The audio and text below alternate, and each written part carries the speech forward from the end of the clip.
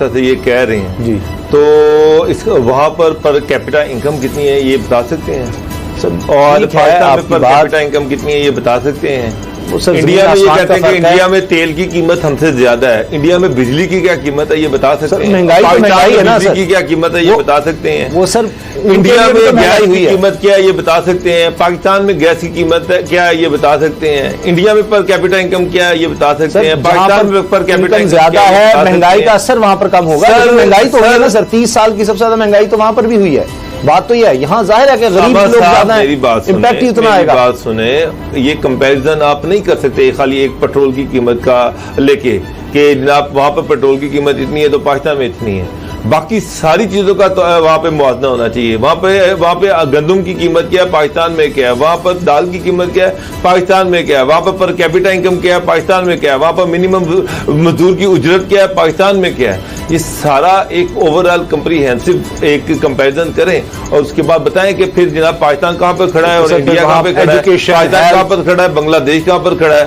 पाकिस्तान कहां पर खड़ा है, अमेरिका कहां पर खड़ा है, अमेरिका के फॉरेन रिजर्व कितने हैं वो भी देख लें। ये भी तो शुक्र करें IMF ने नहीं कहा कि एहसास प्रोग्राम ही बंद कर दो, ये टारगेटेड सब्सिडी ना दो, ये पैसे तुम्हारे पास कहां से आएंगे, ये भी कर्ज वापसी दो। टारगेटेड सब्सिडी चले ठीक है देनी चाहिए, ये ऐसा नहीं होता, लेकिन टारगेटेड जो सब्सिडी होती है, जी, ये टारगेटेड जो सब्सिडी होती है, ये जब भी कोई इंटरनेशनल फाइनेंशियल इंस्टीट्यूशंस या कॉर्पोरेशंस आपको पैसे देती हैं, वो साथ उनको इम्पैक्ट का पता होता है कि इससे वल्नरेबिलिटी बढ़ेगी मुआशरे में, वो खुद सजेस्ट करते हैं कि ये खैरात भी करें, साथ साथ चैरिटी भी करते रहें ताकि लोग किसी का गिरेबान न पकड़े।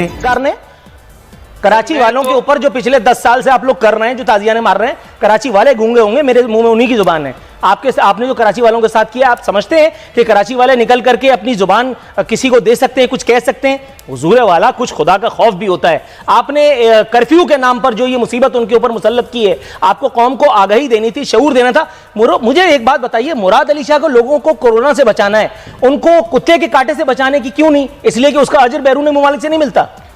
देखिए, कुत्ते की मारने की भी अगर बात करें तो कुत्ते मारने की वैक्सीन जो थी ना, वो आपको पता है कि वफाक देता था और वफाक नहीं देनी थी। और अगर बात करें इस वक्त कोरोना पे हमारी आपकी बात हो रही है, नहीं कुत्ते के कांटे पे पहले बात करेंगे, वरना बात ही नहीं करेंगे। कर ले कुत्ते के कांटे पे क्या?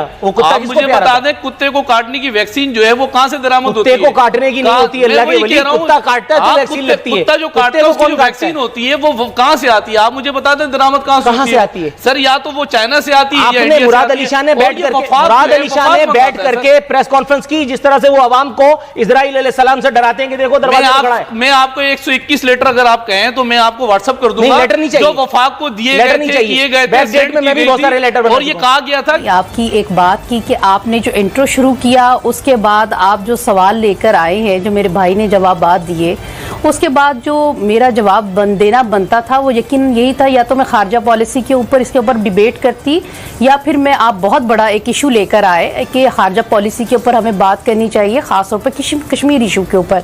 दूसरा आपका टॉपिक था कि आप महंगाई के ऊपर क्या बात होनी चाहिए और इसे किस तरह से रोका जा रहा है और रोका जा सकता है, और PTI की हुकूमत के अमली इक़दाम क्या होने चाहिए और वो कर क्या रहे हैं। लेकिन मुझे अफसोस हुआ सिद्दीकी साहब कि आप वो तमाम इतने बड़े इश्यूज जिससे आप ही रेज कर रहे हैं और अवामी नुमाइंदों से पूछना चाह रहे हैं, वहां पर आप एक पर्सनल एक इशू के ऊपर आ गए। मैडम, मैं उसका भी जवाब अगर आपकी हसरत ये है कि मैं प्रोग्राम का कंटेंट नून लीग की क़यादत से अप्रूव करवाऊं, आसिफ अली जरदारी साहब का अंगूठा इस पे लगवाऊं, तो मैं आपको ये बताते हुए निहायत मुसर्रत महसूस कर रहा हूं कि मैं वक्त के वज़ीर-ए-आज़म की डिक्टेशन की अल्हम्दुलिल्लाह दूंगा। नहीं, माशाल्लाह आपने बड़ा वक्त लिया है आपने बात करते हुए, लिहाजा मुझे भी बात करने का उतना ही हक पहुंचता है।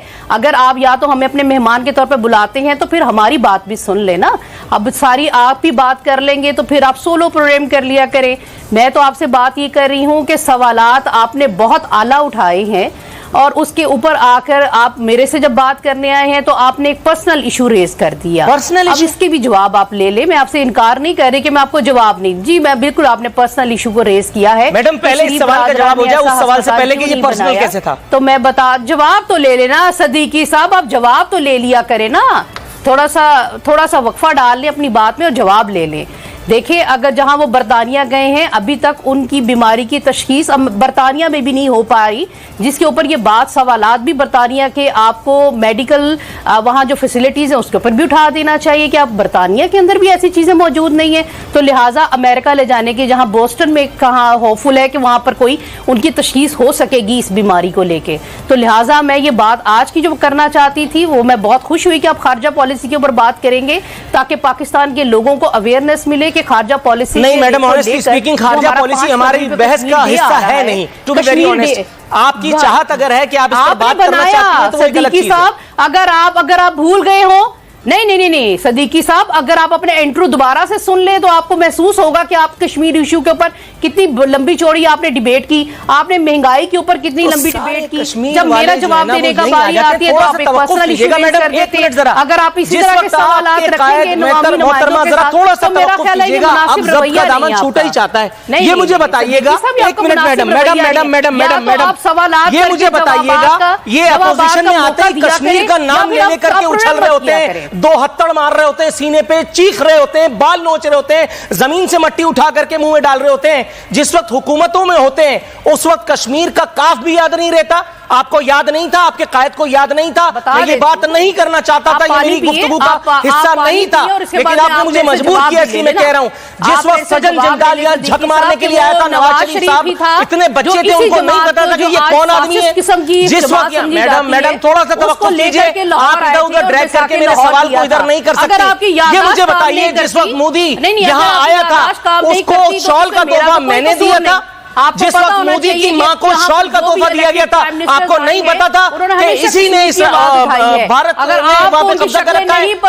आप अगर मेरी बात को इधर उधर करके ये तासुर देने की कोशिश कर रही हैं कि मेरा सवाल अनआंसर्ड रह जाएगा, तो ये आपकी हार है, मेरी नहीं। थोड़ा सा तवक्कुफ मैं आपकी तरफ आता हूं मैडम। नादिर कबूल साहब प्रोग्राम में खुशामदीद कहते हैं। सर मैं पहले आपको ये बता दूं कि आप अगर ये हसरत बात करना नहीं चाहते, आप सिर्फ सवालात करना अगर आप अपने दिल में ये सवालात के जवाब देना नहीं चाहते और ऐसे प्रोग्राम नहीं चलता करने वाला, मुझे ये बताइए आपके अदवार में मैडम आपको कुछ एतराज है? जी आप जरा ब्रेक पर पाँव रखिए, मैं वहां से आऊं। जी मैडम आप कुछ कहना चाह रही हैं? जी मैं बिल्कुल कहना चाह रही हूँ। जी फरमाइए। सदीकी साहब, या आप अपने मेहमानों को बुलाकर आप उनकी सुनना नहीं चाहते तो फिर मेरा ख्याल है ये मुनासिब रवैया नहीं है।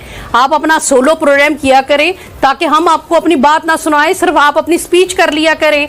अगर आपको इतना शौक है तो आप इलेक्शंस में क्यों नहीं आते, वहां आके खड़े हो और आवाम आपकी बात सुने। ये मैडम के मैं खुशामद कर नहीं सकता, मैं नवाज शरीफ जिंदाबाद कहता हूं, अच्छा नहीं लगूंगा, के साथ इमरान खान जिंदाबाद मेरे मुंह से नहीं निकलेगा। आप सवाल कोई करते हैं, आप कहां कश्मीर की बात कर रहे हैं, कहां आप लियारी में पहुंच गए हैं, कहां जनाब आप। फॉर्मेट को हमने थोड़ा सा तरतीब दिया है दोबारा से, और उसकी जरूरत क्यों कर पेश आई, उसकी वजह यह है कि नूरुल आरफीन सिद्दीकी और मेरी जंग का स्कोर हो गया है 1 ईच। अब आप नहीं समझ पाए होंगे, 2-3 एपिसोड्स पहले मेरे प्रोग्राम से माइक निकाल करके राह फरार इख्तियार की थी पाकिस्तान तहरीक इंसाफ की एक रहनुमा ने, और आज अल्लाह रब्बुल इज़्ज़त का सुम्मा अल्हम्दुलिल्लाह हज़ार शुक्र कि ये खुशनसीबी मेरी एक और मरतबा एक और मेहमान मेरी दागे मफारकत दे गई हैं। मोहतरमा राहीला खादिम साहिबा, मुस्लिम लीग नवाज से इनका ताल्लुक है। इनकी फरमाइश थी कि मैं इनसे इनकी मर्जी के सवाल पूछूं। ये चाहती थी कि मैं मुल्क की खारजा पॉलिसी डिस्कस करूं ताकि ये मुझे लाल गुलाबी बातें सुनाएं, ये मुझे बताएं कि मियां नवाज शरीफ कितने बड़े टार्जन थे, ये मुझे बताएं कि हरकुलेस इनके नाना थे, ये मुझे बताएं कि ये मुझे किस तरह से चलाएंगी। मैं इनको बहुत समझाता रहा, लेकिन मेरा ख्याल है कि फुल टॉस एंकरान कराम की मौजूदगी में एक ऐसे एंकर का वजूद इनसे हजम नहीं हुआ जो इनकी डिक्टेशन पर ना चले। पाकिस्तान मुस्लिम लीग नवाज की सीनियर मोस्ट लीडरशिप अगर ये प्रोग्राम देख रही है तो ठीक है, वरना रात को जिस तरह मुस्तहिकीन में खैरात बांटी जाती है उस तरह मैं और मेरी टीम आज आधी रात तक ये वादा आपसे करते हैं कि आप तमाम लोगों के मोबाइल पर ये क्लिप्स हम भेजेंगे ताकि आपका ब्लड प्रेशर थोड़ा सा और ऊपर नीचे हो। अब तक पिछले हफ्ते से अब तक मैं नून लीग वालों का पसंदीदा चल रहा था, क्योंकि मैं पाकिस्तान तहरीक इंसाफ को इनके हिसाब से टफ टाइम दे रहा था, हालांकि मेरी किसी से कोई रिश्तेदारी नहीं है। अब मैं आता हूं डायरेक्ट नदीम अब्बास बारा साहब के पास, तहरीक इंसाफ से